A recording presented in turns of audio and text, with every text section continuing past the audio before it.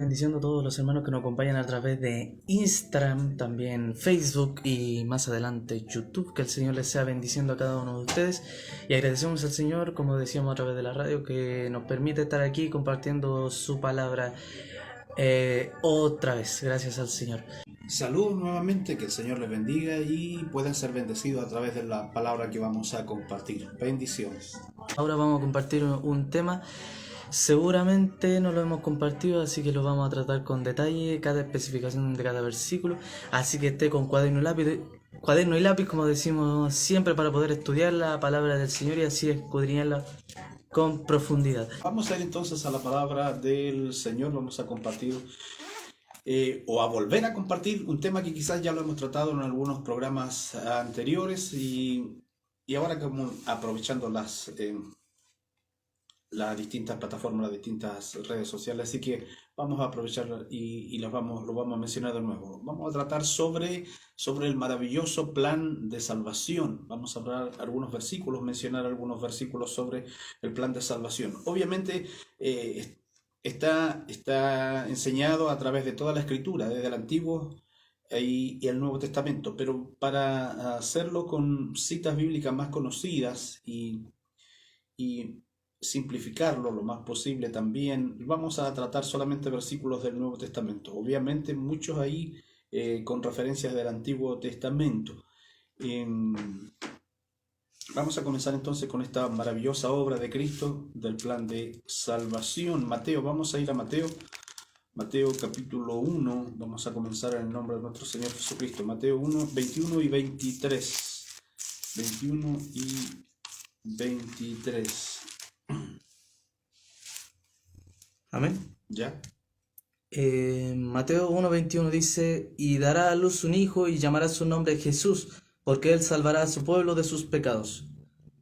Y 23 dice: He aquí una virgen concebirá y dará a luz un hijo, y llamará su nombre Emanuel, que traducido es Dios con nosotros. Ya, un pasaje muy conocido, como lo hemos dicho, lo hemos compartido en otras ocasiones y tiene que ver con el plan de salvación dado desde el Antiguo Testamento, y aquí hay ya una referencia del profeta Isaías. Y dará a luz un hijo y llamará su nombre Jesús, ¿ya? Que significa Salvador, porque él salvará a su pueblo de sus pecados. Ahí se enseña mediante estas dos palabras especiales que aparecen aquí. Jesús, que vendría a ser Yeshua, y salvará, Yoshia, Yeshua y Yoshia, Jesús, su nombre es Jesús, porque él salvará, Yoshia, a su pueblo de sus pecados. Con ese fin vino él, con ese fin fue dado ese nombre. Su nombre significa ya salvación, él es Salvador, porque él salvará a su pueblo de sus pecados. Y para que se cumpliese lo dicho por el profeta, he aquí una virgen concebirá y dará a luz un hijo. ¿Y cuál es la promesa? Se llamará su nombre Emanuel, ese nombre dado del Antiguo Testamento, del profeta Isaías. Emanuel, que traducido es Dios con nosotros. Ahora Dios es más cercano, ahora se revela a su pueblo, se da a conocer su nombre a su pueblo y extiende su misericordia a todas las naciones. Dijimos que íbamos a mencionar en el Nuevo Testamento, pero hay referencias especiales, como esta de Isaías, de la palabra del nombre Emanuel. También Isaías, cuando al comienzo del capítulo 6, cuando Isaías es limpiado de su pecado con el carbón ardiente y existe, o más bien se dice, se escucha una palabra desde el cielo, en la visión de Isaías. Y la pregunta es, ¿a quién enviaré? ¿Quién irá por nosotros? Ahí está obviamente centrado el plan de salvación. Y Isaías responde, obviamente tomando también la persona del Señor Jesús, heme aquí, envíame a mí. ¿Cierto? Y hay una referencia aún más anterior, desde Génesis, cuando está la promesa del Redentor. Cuando el Señor habla a la serpiente, le dice, la simiente de la mujer te herirá en la cabeza y tú le herirás en el calcañar. Desde ahí, desde la caída del hombre, en el huerto de Edén ya está la promesa del Redentor, el plan de Dios de salvación. Hay mucho comentario con respecto a el venir del Señor Jesús a la tierra por primera vez y siempre comentan varias cosas con respecto a eso. Pero ya desde el Antiguo Testamento siempre se ha subrayado y aún Jesús subraya y aún Juan el Bautista también subraya de que la obra, el principal objetivo de Jesús al venir a la tierra es para salvar al pueblo de sus pecados. Porque los sanos, por ejemplo, uno de los ejemplos, porque los sanos no tienen necesidad de médicos, sino los enfermos. No he venido a llamar a justos, sino a pecadores al arrepentimiento. Da a entender ese versículo. Por tanto, desde todas las predicaciones, la enseñanza de Jesús siempre ha especificado con respecto a vino a salvarlos del pecado, a redimirlos del pecado, como usted mencionaba que decía de la Escritura en Salmo 130, dice aquí. Salmo 138. Por tanto, era específicamente para la redención de los pecados, ya que solamente el pecado puede apartarnos de Dios. Vamos a ir a Lucas 19:10.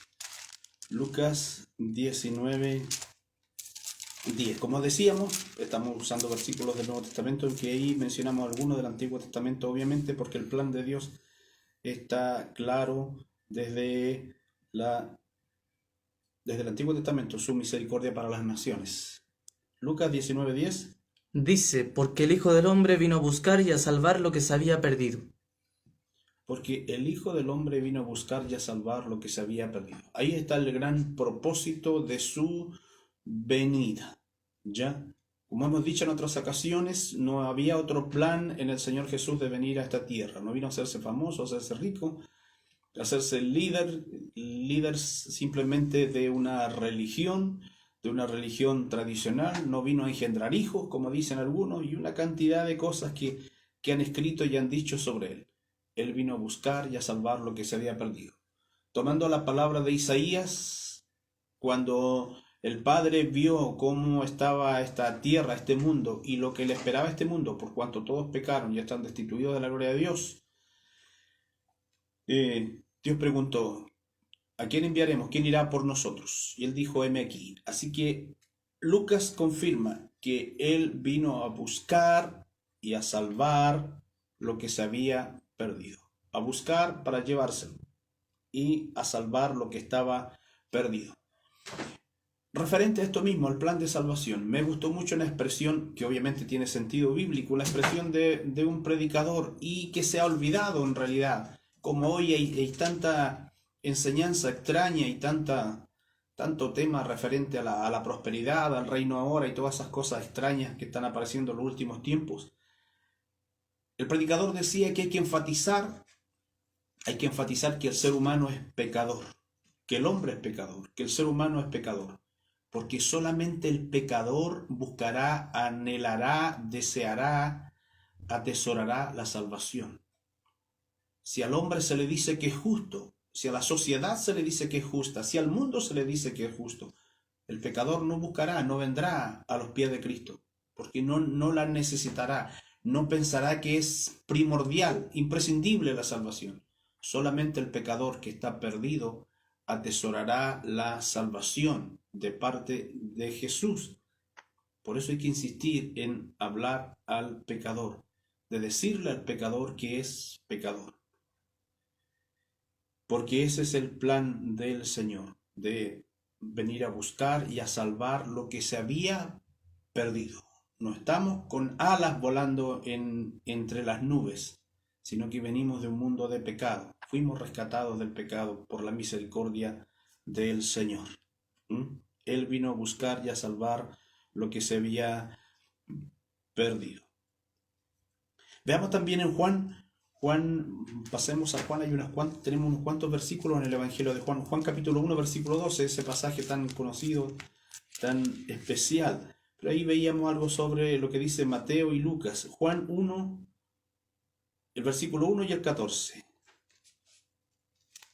Versículo 1 y 14. Capítulo 1, Juan capítulo 1, versículo 1 y versículo 14. Dice, en el principio era el verbo y el verbo era con Dios y el verbo era Dios. Y el 14 dice, y aquel verbo fue hecho carne y habitó entre nosotros y vimos su gloria, gloria como del unigénito del Padre, lleno de gracia y de verdad. En el principio era el verbo, la palabra encarnada. En el principio era el verbo, y el verbo era con Dios, y el verbo era Dios. Este era en el principio con Dios. Como dice en Génesis 1:1 también. En el principio creó Dios los cielos y la tierra. Y en el principio era el verbo, y el verbo era con Dios, y el verbo era Dios. Todo fue creado por Él y para Él. Ya, este era en el principio con Dios. Y el versículo 14, y aquel verbo, ese mismo, que estaba en el principio y que creó todas las cosas y que es Dios, que era Dios, aquel verbo fue hecho carne y habitó entre nosotros y vimos su gloria, gloria como del unigénito del Padre, lleno de gracia y de verdad. Ese verbo que era Dios mismo fue hecho carne, se encarnó, vino y nació de una mujer, como dice el profeta Isaías. Entonces pasó a ser Emmanuel, Dios con nosotros. Ya no estaba distante, lejano, sino que real y cercano al ser humano. Fue hecho carne y habitó entre nosotros. Y vimos su gloria, gloria como del unigénito del Padre. A Dios nadie le ha visto. Nadie puede estar en este cuerpo de pecado delante de Dios. Por eso necesitábamos que Él viniera y tomara cuerpo de ser humano. Fue hecho carne, ese verbo, y habitó entre nosotros. Y vimos su gloria, gloria como del unigénito del Padre, lleno de gracia y de verdad, hasta el punto de entregar su vida para cumplir ese plan perfecto, maravilloso de la salvación. Solo a través de una idea más generalizada, una idea más extensa, más expandida, mejor dicho, se puede entender con respecto a estos versículos de que no podría haber sido una persona aparte de Dios, por cuanto Isaías también comenta con respecto a eso, diciendo de que la salvación, yo Jehová, y fuera de mí no hay quien salve. Y también más atrás comenta algo similar, dice Isaías 43:10, dice: vosotros sois mis testigos, dice Jehová, y mi siervo que yo escogí, para que conozcáis y creáis y entendáis que yo mismo soy. Antes de mí no fue formado Dios, ni lo será después de mí. Por tanto, debía ser entendido de que solamente el Dios de Israel era el que había de venir, el único que debería presentarse para salvar al mundo. Amén. Principalmente los gentiles, los judíos, perdón. El mismo profeta Isaías menciona y dice: mirad a mí todos los términos de la tierra y seréis salvos. Mirad a mí todos los términos de la tierra y seréis salvos. Todo el redondel, toda la forma del planeta Tierra, mirad solamente a Jehová y seréis salvos. No deja posibilidad, no deja otra opción, porque Él es único. Y Él trae la salvación. Sigamos Juan 1:12, también conocidísimo ahí. Juan 1:12. Mas a todos los que le recibieron, a los que creen en su nombre, les dio potestad de ser hechos hijos de Dios. Siempre he pasado por alto este versículo, siempre es como que está semioculto o tratan de ocultarlo de esa misma manera. Más a todos. Dice: a los suyos vino y los suyos no le recibieron. Vino a Israel, a los suyos, a su pueblo, y no le recibieron. Más a todos los que le recibieron en cualquier lugar del mundo. Como decía Isaías: mirad a mí todos los términos de la tierra y seréis salvos. Más a todos los que le recibieron, a Jesús, al verbo, hecho carne. Más a todos los que le recibieron, a los que creen en su nombre, les dio potestad de ser hechos hijos de Dios. ¿De dónde que el hombre o cualquier líder religioso tiene autoridad máxima sobre la misma palabra de Cristo y sobre Jesús mismo para cambiar esto que es tan básico, que es fundamental? A todos los que le recibieron, a los que creen en su nombre, a eso les dio potestad de ser hechos hijos de Dios. No, si todos somos hijos de Dios, todos somos criaturas de Dios, todos fuimos hechos por Dios. Pero la condición, como lo dice siempre el Señor Jesús en primera persona, aquí a través del Evangelio de Juan, Él siempre usa el yo soy. Y aquí es mencionado el hecho de que a los que le reciben y a los que creen en su nombre, Él es la puerta, Él es el camino.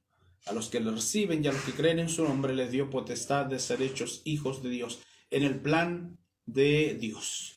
Porque si la salvación o el plan de salvación implicara simplemente nacer y morir por el hecho de entrar a este mundo y de irse de este mundo, que está la salvación asegurada, No es así a los que le recibieron y a los que creen en su nombre. ¿Por qué? Porque Dios da libertad para elegir, libre albedrío, la voluntad personal de elegir. Dios permite, dice, el que quiere recibir a Jesús, sí, el que quiere rechazarlo, el que quiere acercarse a Dios, y el que rechaza a Dios, bien, está la libertad mientras el hombre esté vivo. Ahora, el problema está después de que el hombre muere. ¿Por qué tendría que Dios dar un lugar junto a sí si el hombre en vida no quiso vivir con Dios? ¿Por qué querría después de muerto?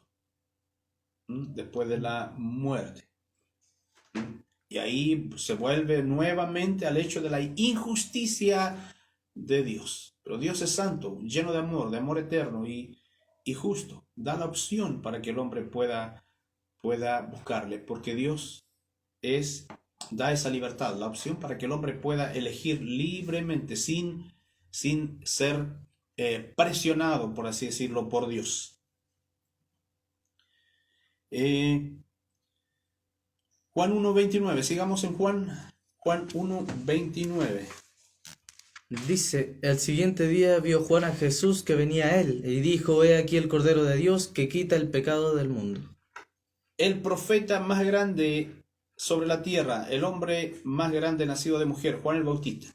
Aquí estamos en el Evangelio de Juan, pero el que está hablando aquí es Juan el Bautista, ya ahí junto al Jordán. El siguiente día vio Juan a Jesús que venía a él y dijo, proclamó la respuesta, lo hemos compartido en otras ocasiones, compartió la respuesta de la profecía dada por Abraham 2000 años antes. He aquí el Cordero de Dios que quita el pecado del mundo. Abraham dijo en el monte Moriah, delante de Isaac, delante de Dios, Dios se proveerá de corderos para el holocausto. Aquí se cumplía esa palabra. 2000 años después, Juan el Bautista dice, he aquí el Cordero de Dios, el Cordero que Dios proveyó, que quita el pecado del mundo. Para eso vino, a quitar el pecado del mundo. No vino a poner en alto el nombre de su madre, no vino a poner en alto el nombre de sus hermanos, no vino a poner, no vino a hacerse, como decíamos, famoso, ni rico, ni tener hijos, ni engendrar hijos, ni vivir una vida larga sobre la tierra, sino que él vino a buscar y a salvar lo que se había perdido, a cumplir esa promesa dada por Abraham, el amigo de Dios, el padre de la fe. Dios se proveerá de cordero para el holocausto. Y aquí se presenta el cordero que quita el pecado del mundo. Este es uno de los testimonios de Juan el Bautista, los cuales son más específicos con respecto a Jesús. Y es necesario las palabras de Juan el Bautista con respecto a lo que Jesús dice más adelante. Por ejemplo, en Juan 5:34, del 33 principalmente. Vosotros enviasteis mensajeros a Juan y él dio testimonio de la verdad, pero yo no recibo testimonio de hombre alguno, mas digo esto para que vosotros seáis salvos. Solamente se usó el ministerio de Juan el Bautista para dar testimonio de Jesús y que él era aquel que había de venir, como también lo especifica Juan en el mismo versículo que aquel que lo envió le dijo, quien veas descender el Espíritu Santo, a quien veas descender el Espíritu Santo, él es el que bautiza en el Espíritu Santo. Amén. Amén. Le fue manifestado a Juan aquel que vendría. Vamos al corazón de la Biblia, como lo mencionan algunos.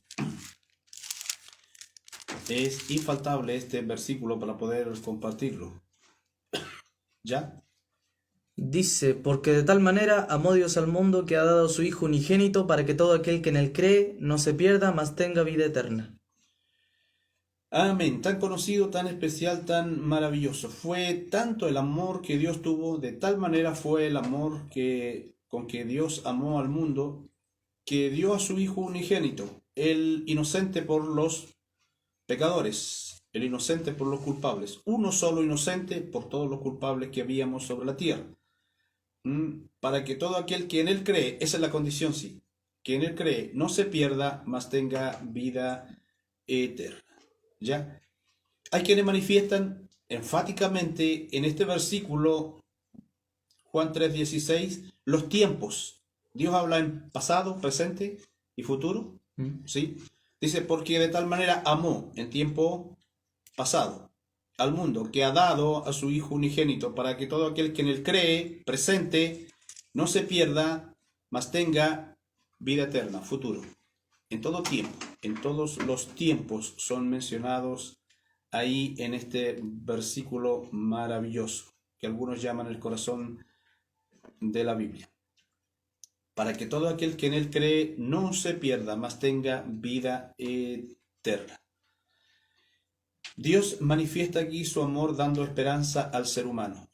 La condición es que debe creer en el Señor. A los que lo recibieron, a los que creen en su nombre, les dio potestad de ser hechos hijos de Dios. O sea, esos hijos de Dios entonces tendrán vida eterna.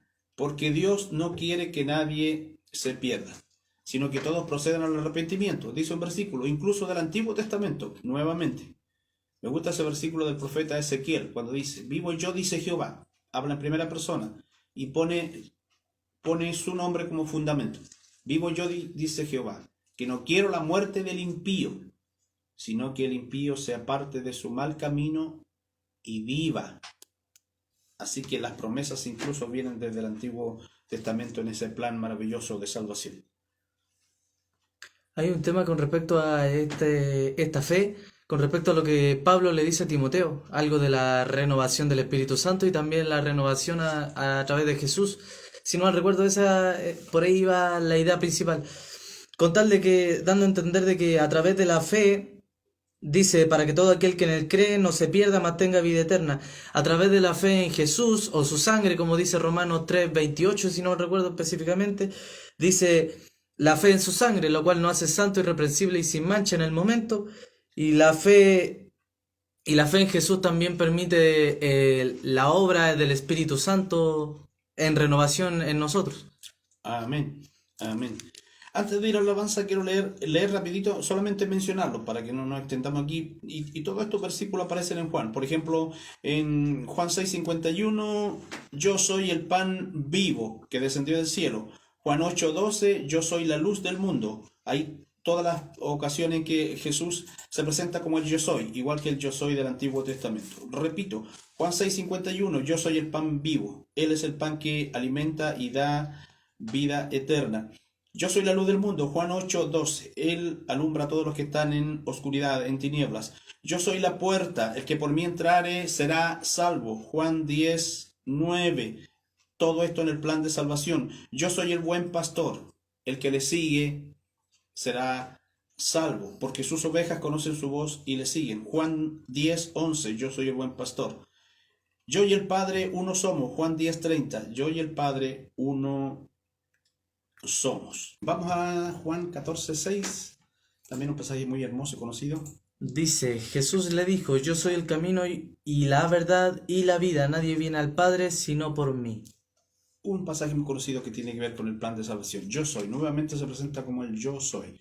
Yo soy el camino, la verdad y la vida. No hay otro camino, no hay otra verdad y Él es la vida, no hay otra vida. Es exclusivo en la persona del Señor Jesús, el camino, la verdad y la vida. Nadie viene al Padre, Él está con el Padre. No es que a través de Él se vaya al Padre, Él está junto al Padre. Nadie viene al Padre sino por mí. Él es el único que puede llevar al Padre. No confíe usted o no pretenda encontrar otro camino, otra forma. Hay caminos que al hombre le parecen rectos, pero su fin es camino de muerte. Confíe solamente en el Señor. Leo también en Hechos 4:12. Pedro hablando ante el Sanedrín, ante el concilio. Hechos 4:12. Y en ningún otro hay salvación. Clarísimo. Ni en hombre, ni en mujer, ni presente, ni muerto, ni por nacer. En ningún otro hay salvación. Esas palabras en español son clarísimas. Y en ningún otro hay salvación, porque no hay otro nombre bajo el cielo dado a los hombres en que podamos ser salvos. Solamente en el nombre del Señor Jesús. Clarísimo, específico. Vamos a Romanos, tú habías mencionado en Romanos 3. Mencionaste Romanos 3, veámoslo también para que sea... y vamos a ver un par de citas bíblicas también en la carta del apóstol Pablo a los Romanos. Romanos 3, 22 al 26. A ver si lo podemos ver. 26. Romanos 3, 22 al 26. Dice, la justicia de Dios por medio de la fe en Jesucristo para todos los que creen en Él, porque no hay diferencia, por cuanto todos pecaron y están destituidos de la gloria de Dios, siendo justificados gratuitamente por su gracia, mediante la redención que es en Cristo Jesús, a quien Dios puso como propiciación por medio de la fe en su sangre, para manifestar su justicia, a causa de haber pasado por alto en su paciencia los pecados pasados, con la mira de manifestar en este tiempo su justicia, a fin de que Él sea el justo y el que justifica al que es de la fe de Jesús. Siendo justificados gratuitamente, no hay que pagar nada, no se compra la salvación, es imposible, aunque viva usted la misma edad de Matusalén, no va a pagar la salvación, no se compra, no se paga, es gratuita, es por gracia, siendo justificados, declarados justos por el abogado ante el juez, siendo justificados gratuitamente por su gracia, el favor de Dios, y don inmerecido, como siempre se dice, mediante la redención, el rescate pagado, que es en Cristo Jesús, a quien Dios puso como propiciación, ya por medio de la fe en su sangre, para manifestar su justicia a causa de haber pasado por alto en su paciencia los pecados pasados. Amén. Y Romanos 5:1. Religiones siempre comentan con respecto a las obras, la salvación que es a través de obras, como usted también lo comentaba, con respecto a Gálatas, que dice no por obras para que nadie se gloríe. Pero las religiones siempre van al punto de las obras como tema de salvación. Pero me gusta una frase que ocupa un predicador, que dice, nosotros sí somos salvos por obras, pero por las obras de Jesús. Solamente por las obras de Jesús nosotros podemos ser salvos. O sea, por la fe en Jesús, en su sangre, en su obra terminada en la cruz, podemos ser salvos de los pecados y dar vida eterna. A propósito, no nos vamos a meter en ese terreno, pero a propósito de eso mismo, hay religiones o religiosos que se toman de lo que dice Santiago, que la fe sin obra es muerta, como que si tuviesen que ver ahí, si tuviesen que ver las obras en la salvación, y está enseñado a través de toda la Escritura, o al menos del plan de salvación que del Nuevo Testamento, el plan de salvación en el Nuevo Testamento, que las obras no salvan, lo que tú dijiste en Efesios, no por obras para que nadie se gloríe. Santiago manifiesta las obras como señal de una vida nueva, de una vida transformada, de una vida que tiene fe en el Señor Jesús. Y obviamente que manifiesta obras nuevas, ¿ya? Las cosas viejas pasaron, y aquí todas son hechas nuevas, las obras son nuevas. Ya no hay malas obras, sino que buenas obras, e incluso inútiles, como hay por ahí un pasaje que enseñan algunos, con base bíblica. Pero no para salvación, sino que porque es una vida nueva en Cristo. Es obvio. Se me fue la idea de algo que mencionaste al principio. A ver si me acuerdo, que es importante también. Romanos 5:1. Romanos 5:1 dice, justificados pues por la fe tenemos paz para con Dios por medio de nuestro Señor Jesucristo. Ahora me acordé. Hemos dicho cantidad de veces, hay predicadores que lo afirman así. Me gusta con esa firmeza que lo dicen. Todas las religiones, sin excepción, todas las religiones enseñan que la salvación es por obra.